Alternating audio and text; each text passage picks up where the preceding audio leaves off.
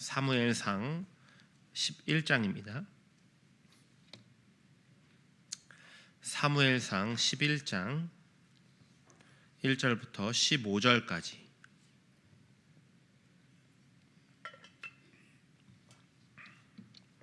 사무엘상 11장 1절부터 15절까지 한 절씩 교독합니다.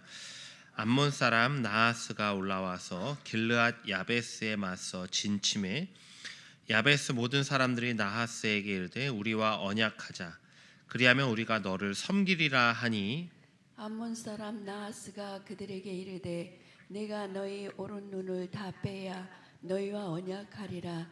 내가 온 이스라엘을 이같이 모욕하리라.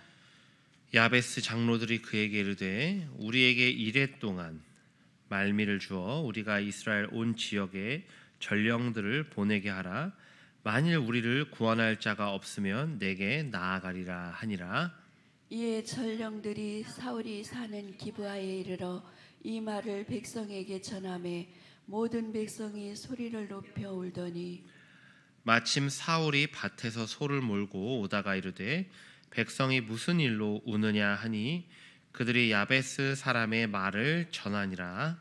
사울이 이 말을 들을 때 하나님의 영에게 크게 감동되매 그의 노가 크게 일어나 한 겨리의 소를 잡아 각을 뜨고 전령들의 손으로 그것을 이스라엘 모든 지역에 두루 보내어 이르되 누구든지 나와서 사울과 사무엘을 따르지 아니하면 그의 소들도 이와 같이 하리라 하였더니 여호와의 두려움이 백성에게 임하매 그들이 한 사람같이 나온지라. 사울이 베색에서 그들의 수를 세어보니 이스라엘 자손이 30만 명이요 유다 사람이 3만 명이더라. 무리가 와 있는 전령들에게 이르되 너희는 길르앗 야베스 사람에게 이같이 이르기를 내일 해가 더울 때에 너희가 구원을 받으리라 하라. 전령들이 돌아가서 야베스 사람들에게 전하매 그들이 기뻐하니라.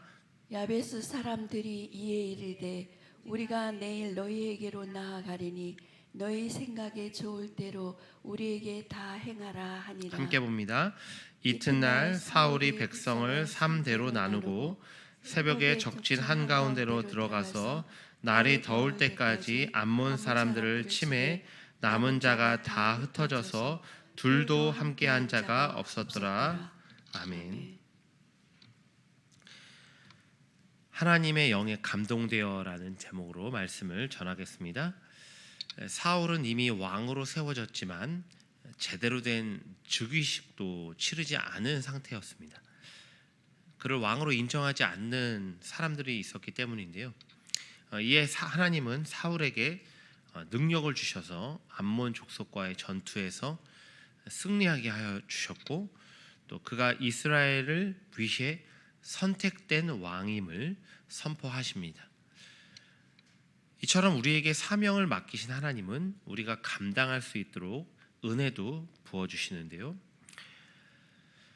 암몬의 나하스는 길르앗 야베스를 치려고 했습니다. 야베스 장로들은 이스라엘 전역으로 전령을 보내서 원군을 요청합니다. 그 소식이 사울에게 전해졌고 그에게 하나님의 영이 임했습니다. 그러자 사울은 민족 애와 정의감에 불타올랐습니다. 그리고 이스라엘 전 지역의 백성에게 전투에 참여할 것을 촉구하는데요. 사울의 이 강력한 촉구에 이스라엘 백성은 두려움을 느꼈고 암몬과 싸우기 위해 모였습니다. 사울은 사람들 앞에 원래는 나서기를 좋아하지 않는 소심한 사람이었죠. 그처럼 소심했던 사울에게 하나님의 영이 임하자 왕의 사명을 감당할 만큼 큰 용기가 생겨난 것입니다. 하나님은 이처럼 모든 성도들에게도 똑같이 사명을 주시는데요.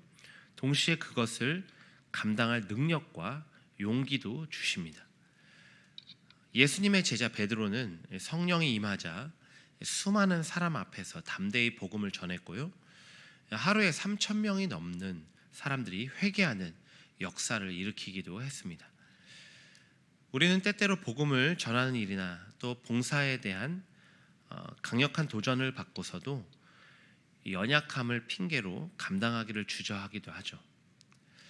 하지만 소심한 사울을 담대하게 하신 하나님이 바로 우리의 하나님임을 기억하시길 바랍니다. 그러므로 하나님의 부르심 앞에서 내 자신을 바라보는 것이 아니라 오직 하나님의 능력을 덧입도록 간절히 기도하며 또 부르심에 순종하시길 바랍니다.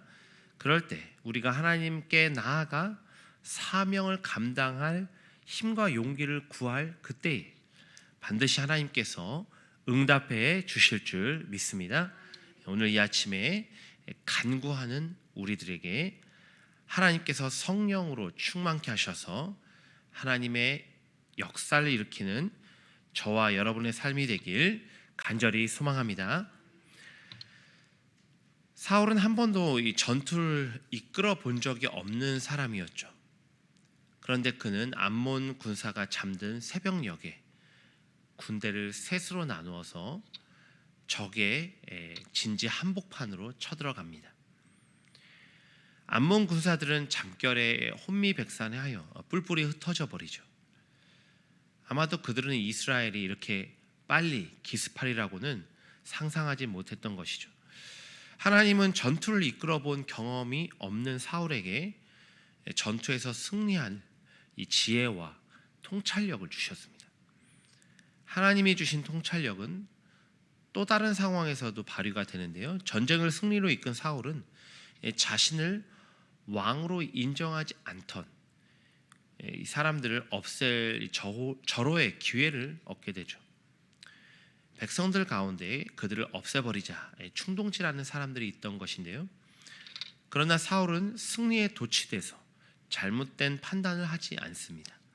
그는 이스라엘의 12지파 전체를 통솔해야 할 왕으로서 민족의 연합을 깨는 일에 휘말리지 않습니다. 이처럼 하나님은 사명을 감당하는 자들에게 지혜도 주시는데요. 야고보 사도는 누구든지 지혜가 부족한 자는 하나님께 구하라 권면하고 있습니다. 모든 것을 후히 주시는 하나님이 지혜도 넘치게 주신다는 말씀이죠. 우리가 사명을 감당하기 위해서는 인간적인 지혜로 해서는 안 됩니다. 겸손하게 나의 지혜 없음을 인정하고 하나님의 지혜를 구해야 하죠. 주님보다 앞서지 않고 하나님께서 하나님의 방법으로 인도해 가심을 기다려야 합니다. 바로 그때 이 사울을 통해서 이스라엘에게 승리를 주신 하나님이 우리에게도 위기를 승리로 바꿀 지혜와 통찰력을 주실 줄 믿습니다. 하나님은 우리에게 사명을 주시되 우리 힘으로 감당하도록 내버려 두시지 않습니다. 모든 일에 우리가 선한 열매를 맺고 선한 결과를 낼 수 있도록 성령의 능력을 부어 주십니다. 그러므로 봉사와 이 사역의 자리에서 감당하기 어려운 문제를 만났다면 하나님께 나아가 지혜와 용기를 구하시길 바랍니다. 하나님은 우리에게 필요한 모든 것을 후히 주시는 분인 줄 믿습니다. 오늘 하루도 하나님의 영에 감동되어 주님 주신 지혜와 통찰력으로 봉사의 일을 하고 또 주님의 교회와 또 주님의 나라를 세워가는 저와 여러분이 되길 주님의 이름으로 간절히 축원합니다. 기도하겠습니다.